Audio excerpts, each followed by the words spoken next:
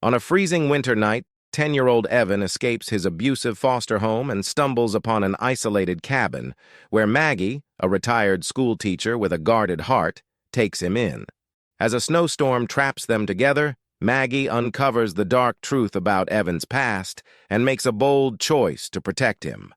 But when the system and his foster father fight to reclaim him, Maggie risks everything to keep him safe. Will Maggie's determination be enough to break through a broken system? And can Evan ever truly believe he's found a place to call home? The wind screamed through the snow-laden pines, drowning out the crunch of 10-year-old Evan's small, boot-clad feet as he fled deeper into the woods. His arms clung fiercely to the bundle beneath his coat, an old patchwork quilt he had snatched from the foot of his foster father's bed. It wasn't much, but it was all he had. The icy air bit at his cheeks, and his breath came in short, white puffs that seemed to dissolve before they could warm him. Behind him, the faint glow of the foster home's porch light had long disappeared. He didn't look back. He didn't dare. He had finally run after years of enduring Mr. Carver's angry fists and cruel words. But with every step, Evan's courage waned. The cold gnawed at him, sinking through his coat and numbing his fingers. "Just keep going," he whispered, his voice barely audible over the howling wind. "Don't stop. Not yet." The snow came harder now, heavy and relentless, until it felt as though the entire world had been swallowed by its icy embrace. Trees loomed in jagged black shapes, and Evan stumbled over roots hidden beneath the white. His bundle slipped from his hands, but he caught it just in time, clutching it tighter as though it were the only thing tethering him to life. It wasn't long before his legs gave out beneath him, and Evan collapsed against the trunk of a towering pine. Shivers racked his small frame, and tears stung his eyes, not from the cold but from the hopelessness creeping in. What if they found him? Or worse, what if no one found him at all? That's when he saw it. A flicker of golden light, warm, steady, and impossibly close. He blinked against the snow and squinted. A cabin. It was real. The faintest hope flickered in his chest, and he pushed himself up, every step an act of sheer willpower. The cabin was weathered and small, its walls cloaked in frost. But to Evan, it looked like salvation. He raised his trembling fist and knocked once, twice. Then the door creaked open, spilling light and heat into the frozen night. An older woman stood in the doorway, wrapped in a thick cardigan and holding a lantern. Her medium brown face was lined with age but softened with an expression of shock. For a moment, neither of them moved. The warmth of the cabin hit Evan like a wave, and he staggered forward, his voice barely above a whisper. "Please, help!" The woman caught him before he fell, her hands surprisingly firm as she guided him inside. "My word," she murmured, shutting the door against the blizzard. "You're freezing." Evan shivered violently as the woman eased him into a chair by the fire. He couldn't answer her questions. Not yet. His lips were too numb, and his mind raced with fear. Would she call the police? Would they send him back? He couldn't let that happen. He wouldn't survive it. The woman, Maggie, moved with practiced efficiency, draping a thick woolen blanket over his shoulders and pouring steaming tea into a chipped mug. "Drink this," she said firmly, pressing the cup into his hands. Her dark eyes studied him closely, noting the tear in his coat and the bruises faintly visible on his wrists. Evan avoided her gaze, gripping the mug tightly as the heat seeped into his fingers. Maggie didn't push him, but her concern was palpable, filling the silence like an unspoken question. "What's your name, honey?" she asked finally, her tone gentle. He hesitated, then mumbled, "Evan." Maggie nodded. "All right, Evan. You're safe here. Let's get you warmed up and then you can tell me what's going on. No one's going to hurt you, okay?" He wanted to believe her. Her voice was steady, and the firelight softened her sharp features into something almost motherly. But trust wasn't something Evan gave easily. Not anymore. He nodded anyway, more out of exhaustion than agreement. As the blizzard raged on outside, Evan's eyelids grew heavy. Maggie pulled another blanket over him, her movements careful and deliberate, as though afraid he might shatter. "You poor thing," she murmured, her voice barely above a whisper. She didn't know where he had come from, but the fear in his eyes was unmistakable. And yet, As the boy's breathing slowed, his small body finally succumbing to sleep, Maggie felt the first pang of doubt. She was alone out here, miles from town. Whatever Evan was running from, it wasn't over. Outside, the snow fell silently, blanketing the cabin and the woods beyond. Whatever storm had driven Evan to her door, Maggie knew it was only the beginning. When Evan woke, the world beyond the cabin window was a blur of white. Snow clung thick to the glass, muffling the outside world and trapping them in a cocoon of silence. For a moment, he wasn't sure where he was. Then the smell of something warm, soup, maybe, stirred his senses, and he remembered the cabin, the woman. Maggie stood by the stove, her movements calm and precise as she ladled steaming broth into a bowl. The faint creak of her footsteps on the wooden floorboards filled the quiet space, steady and comforting. Evan sat up slowly, the blanket slipping from his shoulders. His coat, damp and frayed, had been hung on a chair near the fire. His bundle, his quilt, lay neatly folded on the table beside it. He froze, panic prickling at the edges of his mind. She had touched it. Before he could do or say anything, Maggie turned, her dark eyes meeting his. "Morning, sleepyhead," she said, her voice light but careful, as though testing the waters. "Hungry?"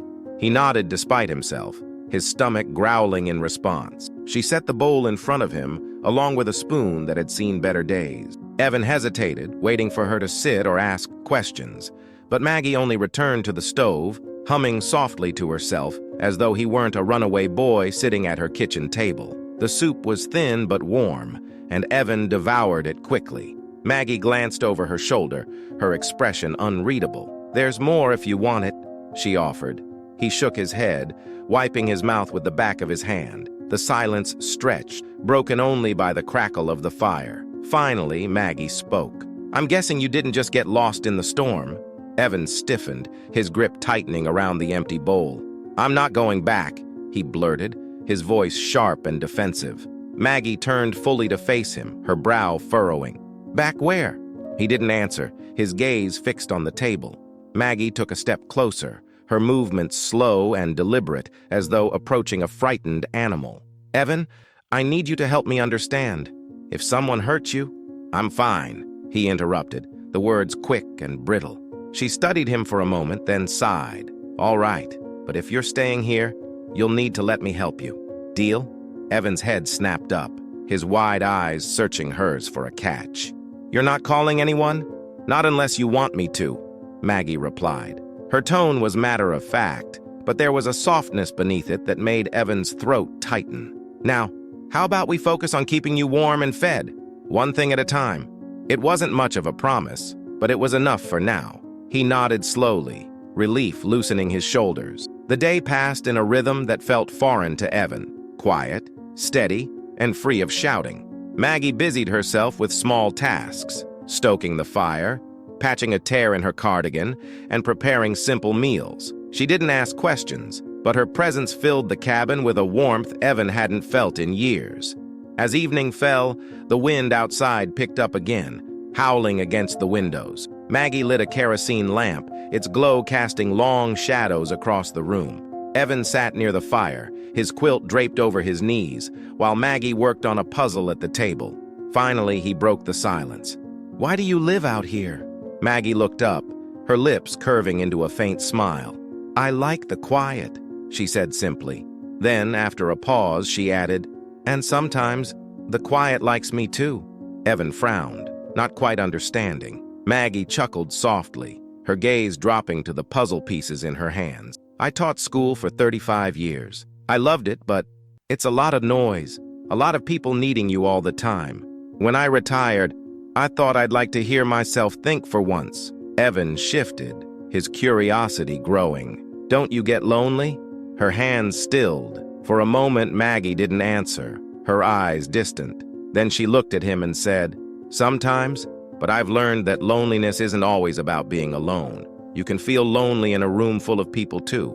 Evan didn't reply, but her words settled in his chest like a heavy stone. He thought of the foster home, always full of kids, noise, and chaos. Yet he had never felt more alone. Later that night, as the storm raged on, Evan lay on the small cot Maggie had set up for him by the fire. Sleep eluded him, his mind replaying fragments of Mr. Carver's harsh voice and the sound of doors slamming. He squeezed his eyes shut, trying to block it out. Suddenly, the floorboards creaked, and Maggie's quiet voice broke through the darkness. "Bad dreams?" He opened his eyes to find her sitting nearby, wrapped in a blanket. She didn't push him to answer, just waited. Finally, he whispered, "I hate them." Maggie nodded, her expression soft. "You're not alone, Evan. Sometimes the bad dreams come, but they don't stay forever. You'll see." Her words, simple as they were, planted a small seed of hope in the boy's heart. For the first time in years, he felt like maybe, just maybe, someone cared enough to help him chase the bad dreams away. By the third day, the snowstorm had buried the world outside in a white, impenetrable silence. The cabin was warm, but the air inside felt heavier now. Evan watched Maggie move about the small space, her steps slow but deliberate, as though she were lost in her own thoughts. He sat at the table, fiddling with the edge of his quilt. The fire crackled behind him, but the warmth did little to soothe the unease creeping into his chest. He had stayed too long. He knew it. Someone would be looking for him by now.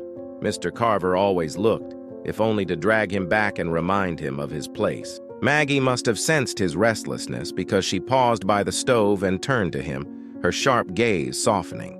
"Evan," she said gently, "how about you help me with something?" He blinked at her, caught off guard. "Help with what?"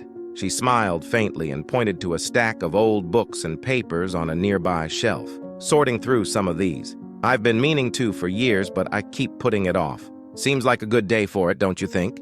He hesitated, but something in her tone, a casualness that wasn't quite a request, but not a demand either, nudged him to his feet. The hours passed with a strange ease as they worked side by side. Maggie explained the history behind each item as they sorted, an old lesson plan from her teaching days, a crumbling journal from her father, a faded photograph of a group of schoolchildren standing in front of a one-room schoolhouse. Evan listened more than he spoke, but he found himself asking questions here and there. Maggie didn't pry into his life, and for that, he was grateful. Still, the quiet moments left space for his own memories to slip through, unwelcome and sharp. He was holding a yellowed notebook when Maggie said, almost offhandedly, "You know, I used to have a student who reminded me of you." Evan stiffened. "What do you mean?" She glanced at him, her hands busy folding a blanket. He was quiet at first. Took him a while to trust anyone, but once he did, there was no stopping him. Smart as a whip, too. Evan frowned, unsure whether to feel complimented or wary. "What happened to him?" Maggie's smile faltered slightly, but she recovered quickly. "He grew up, found his way, I suppose. Sometimes all a person needs is someone to believe in them, even if they don't believe in themselves." Evan looked away, unsure how to respond. The weight of her words settled over him like the quilt on his lap, both comforting and suffocating. That night, as the storm began to ease, the tension in the cabin shifted. Maggie sat by the fire with a book, her glasses perched on the bridge of her nose. Evan sat across from her, staring into the flames. He wanted to tell her. Part of him wanted her to know everything, the bruises, the nights he had gone to bed hungry, the way Mr. Carver's voice could cut through the thickest walls. But every time he opened his mouth, the words caught in his throat. Finally, Maggie broke the silence. "Evan, I know you're scared, and I know you don't trust me yet. That's okay. But whatever it is you're running from, you don't have to face it alone." Her words pierced through him, and before he could stop himself, he blurted out, "He'll come for me, you know. He always does." Maggie's book fell closed in her lap, and her eyes locked onto his. "Who will?"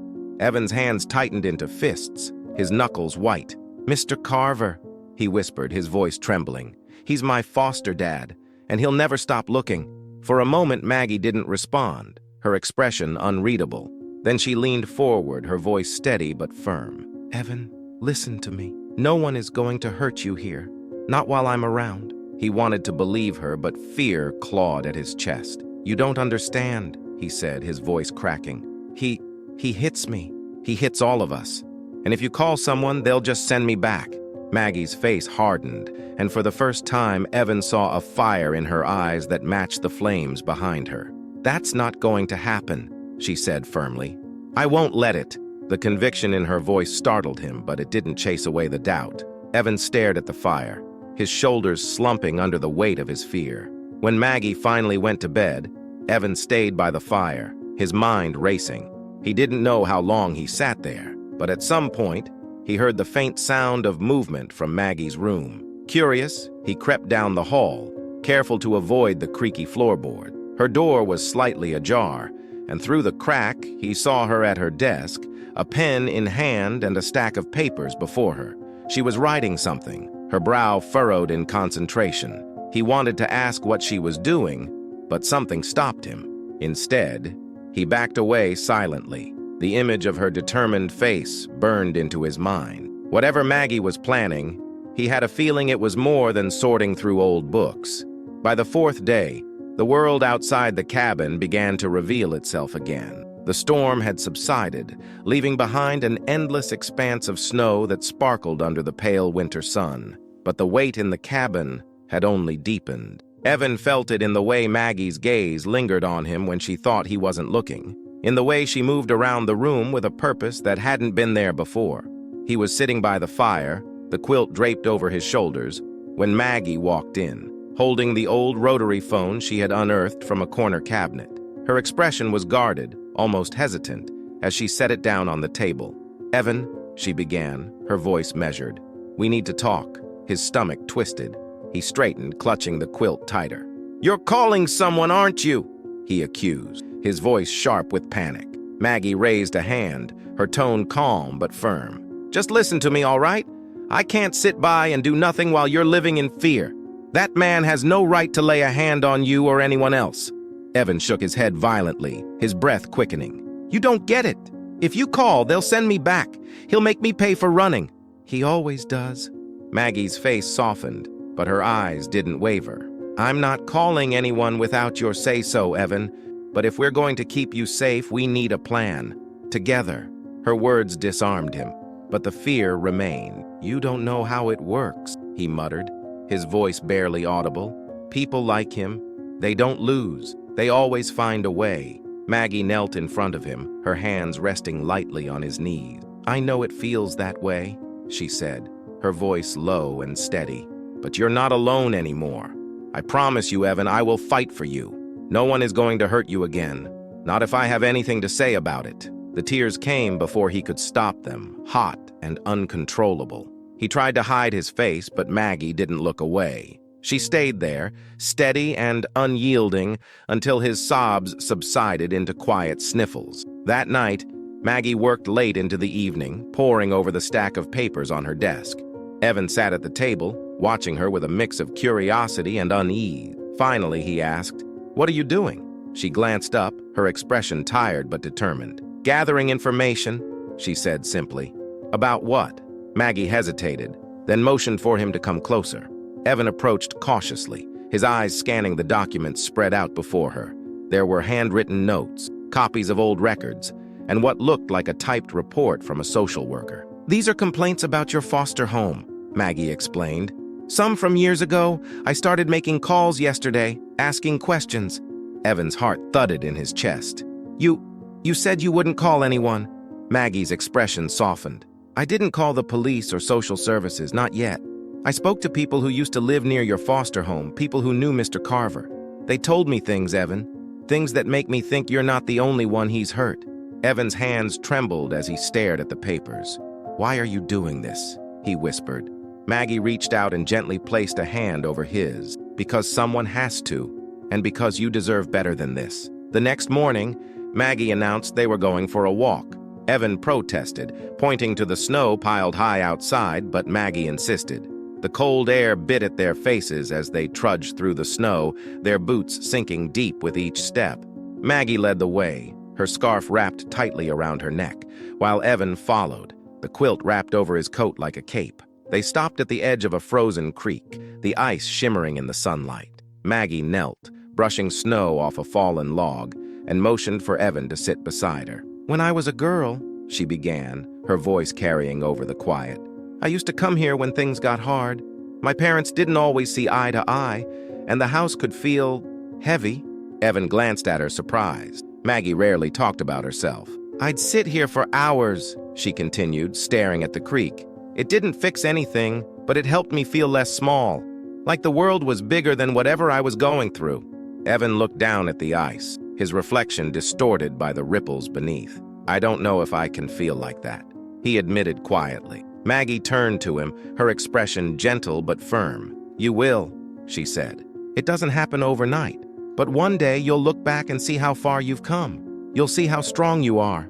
The words settled over him like a warm blanket, but doubt lingered at the edges. He wanted to believe her, but the shadow of Mr. Carver loomed large, a constant reminder that safety was always temporary. As they made their way back to the cabin, Evan noticed the footprints they left behind, their paths winding side by side. The sight struck him as oddly comforting, though he didn't quite understand why. Back inside, Maggie handed him a steaming mug of cocoa and sat across from him at the table. "Evan," she said, her tone serious, "there's something you need to know. Whatever happens next, you have a say. If you want me to stop, I'll stop. But if you're ready to fight, I'll fight with you."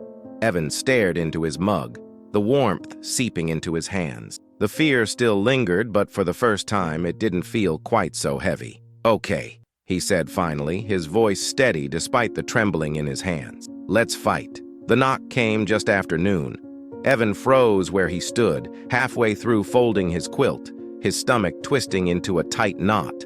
Maggie glanced up from her chair near the fire, her expression sharp and alert. The knock came again, louder this time, echoing through the small cabin like a warning. Maggie rose slowly, her hands smoothing the front of her cardigan. "Stay here," she said firmly, her tone leaving no room for argument. Evan ducked behind the sofa, clutching the quilt tightly. His breath came shallow and quick, his heart hammering against his ribs. Maggie opened the door a crack, the cold air rushing in. A man stood on the porch, his broad frame blocking out the light. He wore a heavy coat, dusted with snow, and his face was set in a grim expression. "Afternoon," the man said, his voice rough. "Name's Ray. I'm with the foster agency. I'm looking for a boy, Evan. We got a call saying he might be here." Maggie's grip on the door tightened. "I don't know what you're talking about," she said evenly, though her voice carried a sharp edge. "I've been snowed in for days." Ray's gaze hardened. "We have reason to believe he's in danger, ma'am. His foster father reported him missing, and the authorities are involved." Maggie's jaw tightened. "If that's the case, maybe you should be looking into why he ran in the first place." The man shifted, his expression unreadable. "I just need to check the cabin," he said. "It won't take long." For a moment, Maggie didn't move. Then she stepped aside, her body language stiff but composed. "Suit yourself," she said coolly. Evan's breath caught as the man's heavy boots thudded against the wooden floor. From his hiding spot, he could see the hem of Maggie's cardigan and the edge of the man's coat as they moved through the room. Ray's voice carried, low and suspicious. "You live out here alone?" "I do," Maggie replied. "Got a problem with that?" The man grunted, his footsteps growing louder as he approached the sofa. Evan clutched the quilt tighter, squeezing his eyes shut.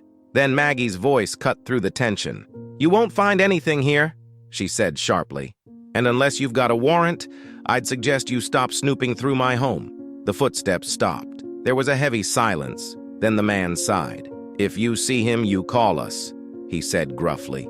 Maggie didn't respond. The door opened and the cold air rushed in again as Ray stepped outside. Evan stayed frozen until he heard the sound of a car starting, its engine fading into the distance. Only then did Maggie close the door, leaning against it with a heavy sigh. "Evan," she called softly. "It's all right. He's gone." Evan emerged slowly, his legs shaky and his heart still racing. Maggie crossed the room, her expression a mix of relief and anger. "Are you okay?" she asked, placing a gentle hand on his shoulder. He nodded, though his voice betrayed him. "He's going to tell Mr. Carver. He'll come here. I know he will." Maggie crouched so they were eye level, her hands firm on his arms. "Listen to me," she said, her voice steady. "I will not let him take you. Do you understand? You're not going anywhere."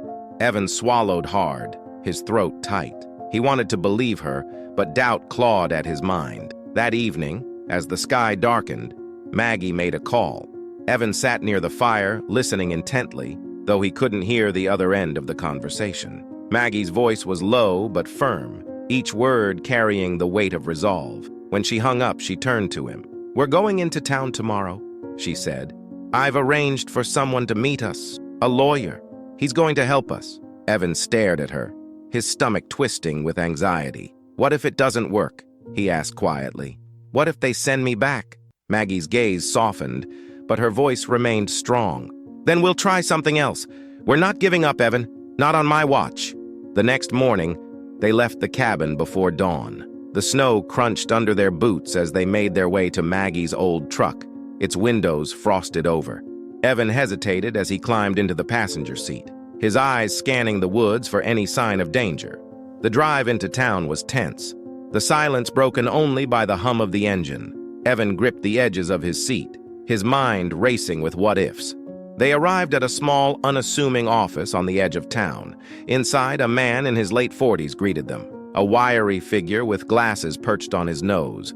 His name was Mr. Lennox, and his calm demeanor was both reassuring and intimidating. "So," Lennox began, glancing at the file Maggie had handed him, "you believe this boy is in immediate danger?"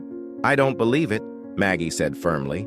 "I know it, and I'm not letting him go back to that monster." Lennox leaned back in his chair, his expression thoughtful. "This is going to be a fight," he said. "The foster system is complicated, but there are precedents we can use, especially with the complaints against this Carver character." Evan shifted uncomfortably in his seat, the weight of the conversation pressing down on him. "What happens to me?" he asked, his voice barely above a whisper. Lennox's gaze softened. "That depends on a lot of things," he said. "But if we do this right, you'll never have to see him again." The ride back to the cabin was quiet. Evan stared out the window, his mind a whirlwind of fear and fragile hope. Maggie reached over and gave his hand a reassuring squeeze. "We're going to get through this," she said softly. "One step at a time." For the first time, Evan allowed himself to believe that maybe, just maybe, she was right. The days leading up to the hearing were a whirlwind of tension and preparation. Maggie had turned the cabin into a makeshift war room, the kitchen table covered in documents and notes, while Mr. Lennox called with updates and legal advice. Evan hovered on the edges of it all, trying to stay out of the way, but feeling the weight of everything pressing down on his small shoulders. Maggie worked tirelessly, her determination a force of nature. She contacted former neighbors of the Carvers, old foster children who had escaped the system, and even an overworked social worker who had once filed a neglected case about Mr. Carver. Piece by piece, she and Lennox built a narrative strong enough to stand up in court. But as the day of the hearing approached, Evan's doubts grew louder. What if no one believed them? What if Mr. Carver showed up and convinced the judge to send him back? The nightmares came more frequently now, pulling him from sleep with images of Mr. Carver's face twisted in anger. Maggie noticed the dark circles under his eyes, the way he flinched at every unexpected sound. One evening, after he pushed away his dinner without taking a bite, she sat down across from him, her voice soft but firm. "Evan," she said, "you're not alone in this fight. I know it's scary, but you've got me, Lennox, and a whole team of people who care about what happens to you. You're not going back to that man, not ever." Her words were steady, but Evan could see the worry etched into her face. It wasn't just for him. She was carrying the weight of this fight, too. He wanted to believe her, to share her certainty, but fear kept gnawing at the edges of his resolve. On the morning of the hearing, the tension in the cabin was palpable. Maggie dressed in her best coat, the deep green one she'd kept pressed for special occasion. She helped Evan into a sweater that didn't quite fit, one she'd found in an old box of clothes. The courthouse was small, tucked into the corner of a gray building that seemed to blend into the overcast sky. Inside, the halls were cold and sterile, and Evan's stomach churned as they waited outside the hearing room. Maggie sat beside him, her hand resting lightly on his shoulder. When they were called in, Evan felt his legs turn to jelly. Maggie gave his shoulder a reassuring squeeze, then led him into the room, her presence a steady anchor against the sea of his fear. Inside, the judge, a tall man with a graying beard, sat behind a wooden bench, his expression neutral but not unkind. To the side sat Mr. Carver, his burly frame stiff and his face set in a scowl. Evan's breath hitched at the sight of him, the memories flooding back in an instant. Maggie stepped forward, her chin held high. Lennox was beside her, his briefcase clutched tightly in his hand. "Your Honor," Lennox began, his voice calm and measured, "we are here to address the welfare of Evan Sanders. We believe his current placement with Mr. Carver presents a clear and present danger to his physical and emotional well-being." The hearing stretched on, each minute feeling like an hour. Lennox presented the evidence they had gathered, testimonies from former foster children, reports from social workers, and even a neighbor's account of seeing Mr. Carver dragging a child into the house by the arm. Mr. Carver's lawyer tried to counter, painting Evan as a troubled child who often lied and caused trouble. Maggie's face hardened at the accusations, her hands gripping the edge of the table. Then came the moment Evan had been dreading. The judge looked down at him, his gaze steady but kind. "Evan," he said, "I need to hear from you. Can you tell me why you ran away?" Evan froze, his chest tightening. He glanced at Maggie, her eyes urging him on, and then at Mr. Carver, whose glare sent a fresh wave of fear through him. "Take your time, son," the judge said gently. Evan swallowed hard, his voice trembling as he spoke. He hurt me," he said, the words spilling out before he could stop them. "He hurts everyone. If I didn't clean fast enough or if I dropped something, he'd hit me. He said nobody would believe me if I told." The room fell silent. Evan's hands trembled as he gripped the edge of the chair, his heart pounding. Lennox leaned forward. "Evan, can you tell the court why you didn't report this sooner?" Evan's voice was barely above a whisper. Because I was scared." Maggie's testimony followed, her voice strong and unwavering. She spoke of the bruises she had seen on Evan, the fear in his eyes when he arrived at her door, and the steps she had taken to protect him. By the time the hearing ended, the tension in the room was suffocating. The judge rose, his expression serious. "I need time to review everything I've heard today. I will deliver my decision tomorrow morning." As they left the courthouse, Evan felt the weight of the day pressing down on him. Maggie placed a hand on his back, guiding him toward the truck. "You were so brave today," she said softly. "I'm proud of you, Evan. No matter what happens, you should be proud of yourself too." But Evan couldn't shake the fear that had taken root in his chest. The fight wasn't over yet, and the shadow of Mr. Carver still loomed large in his mind. That night, the cabin was quiet. Maggie sat by the fire, her hands wrapped around a cup of tea, while Evan lay awake on his cot, staring at the ceiling. He could hear the wind outside, soft and steady, carrying with it the faint promise of change. For the first time, he allowed himself to hope that tomorrow might bring something better. The morning of the decision dawned cold and still. The woods outside the cabin were coated in frost, and the sky hung low, heavy with the weight of unspoken possibilities. Evan sat by the fire, his hands wrapped around a mug of tea Maggie had made for him. He couldn't bring himself to drink it, the knot in his stomach making it impossible to eat or drink. Maggie, dressed in her green coat again, moved around the cabin with a quiet determination. She checked the weathered straps of her boots and double-checked the file of papers Lennox had given her. She paused by the table, looking down at Evan. "You ready?" she asked softly. Evan looked up at her, his face pale and drawn. "What if he wins?" he whispered. Maggie knelt beside him, her hands firm and steady on his shoulder. "Evan," she said, her voice low but fierce, "you've already won. You stood up and told the truth. No matter what happens today, you were brave enough to fight for yourself. That's something no one can take from you." Her words didn't erase the fear, but they planted a small seed of resolve in his chest. He nodded, the movement small but enough to show he was ready to try. The courthouse was quiet when they arrived, the early hour lending a solemn air to the proceedings. Evan's heart raced as they stepped into the hearing room. Mr. Carver was already there, his expression dark and thunderous. Lennox stood waiting, his briefcase resting on the table. The judge entered shortly after, his robe swishing softly as he took his seat. He looked over the room, his face unreadable, and began speaking. "I've reviewed the evidence presented yesterday, as well as the testimony from all parties," he said, his voice calm and deliberate. "This is not a decision I take lightly, as it involves the well-being of a child. However, the safety and welfare of Evan Sanders must remain our highest priority. Evan's breath caught in his throat. Maggie reached over, her hand finding his and squeezing gently. The judge continued, his tone firm. It is clear to me that the current placement in Mr. Carver's home is not conducive to the child's physical or emotional safety. Therefore, I am ordering that Evan be removed from Mr. Carver's custody immediately. Evan's eyes widened, his heart pounding in his chest. The words felt surreal, like a dream he didn't dare believe was real. The judge turned to Maggie. Miss Maggie, you have demonstrated a willingness and ability to provide care for Evan. Pending further review, I am granting you temporary guardianship until a more permanent arrangement can be made. Evan turned to look at her, his mouth slightly open in shock. Maggie's face softened, her eyes glistening as she smiled at him.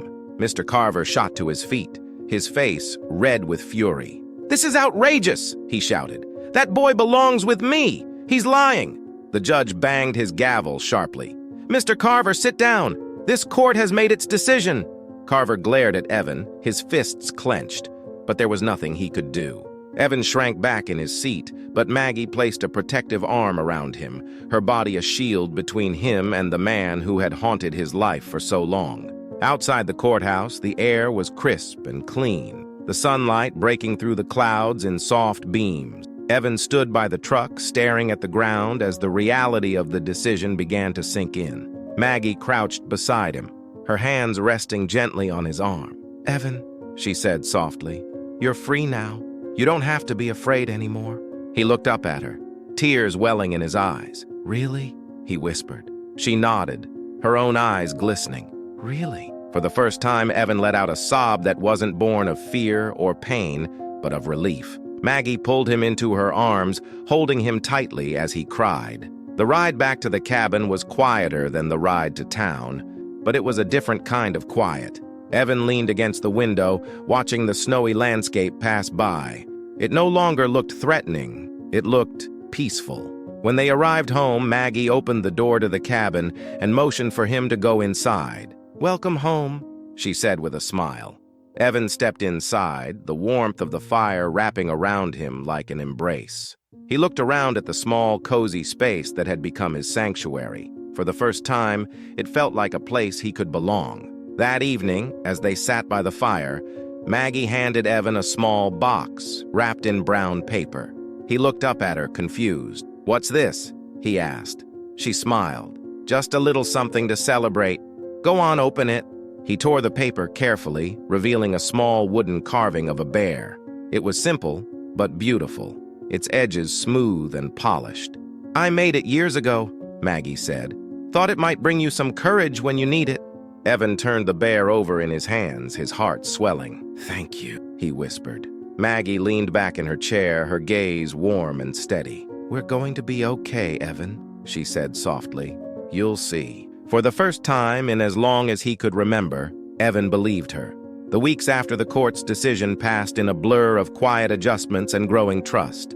The first night back at the cabin, Evan had barely slept, his mind still clinging to old fears that Mr. Carver might somehow reappear. But morning came, and with it, the realization that the nightmare truly was over. Maggie was patient with him. She didn't push him to talk about the past, nor did she hover over him like a shadow.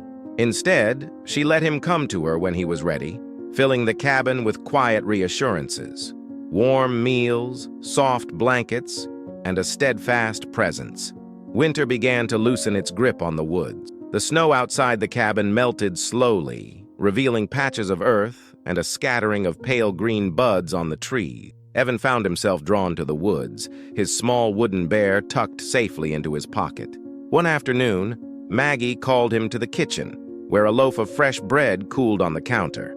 The smell filled the air, warm and comforting. She motioned for him to sit, placing a steaming bowl of stew in front of him.